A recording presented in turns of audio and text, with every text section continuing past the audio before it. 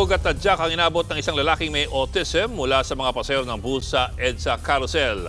Nagat daw kasi ang biktima kaya't pinagtulungan. Ang kanyang pamilya naman, desididong ireklamo ang driver at konduktor na wala raw pagpapahalaga sa mga PWDs. Nasa frontline na balitang yan si Gary De Leon.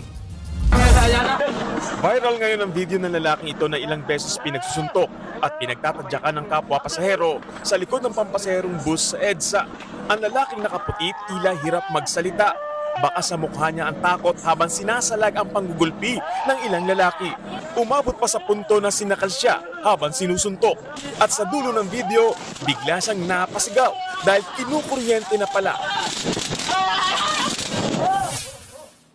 Ang lalaki sa video na si alias Mark, natunton at eksklusibong nakapanayam ng News 5 sa kanyang bahay sa San Jose del Monte, Bulacan. Inabutan ng aming team si Mark na mayroong autism spectrum disorder.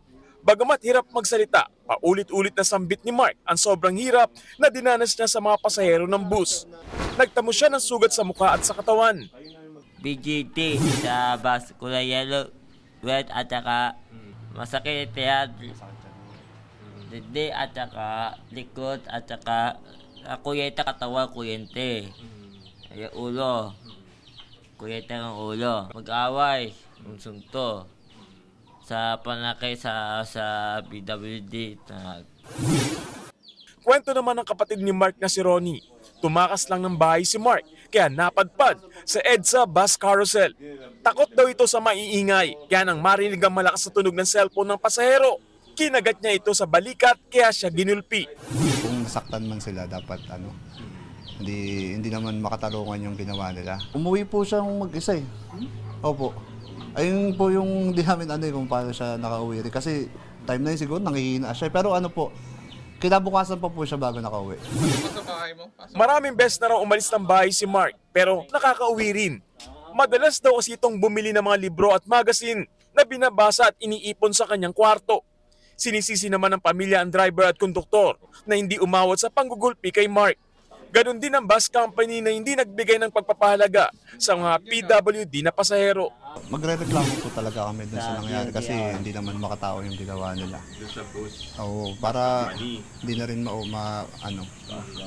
di ba ulit sa iba. Agad naman sinuspindi ng Department of Transportation ang lisensya ng bus driver at konduktor matapos mag-viral ang video ng pananakit kay Mark. Based on our initial reports, walang ginawa yung konduktor. Pinabayaan lang. O kaya, kung hindi nila kaya, marami talaga, dapat tuminto sila lahat ng staff ng ating busway ay may saik.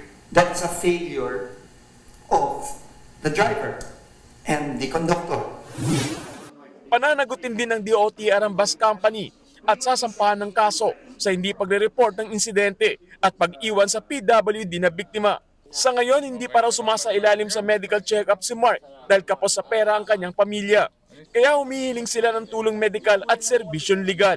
Nagbabalita mula sa Frontline, Gary De Leon, News 5. Mga kapatid, Ed Lingaw po, maging maalam at may pakialam sa mga napapanahong balita sa ating bansa. Para sa mas malalimang pagtalakay at paghimay sa mga issue at headlines, tumutok lamang at pag-subscribe sa social media pages ng News 5.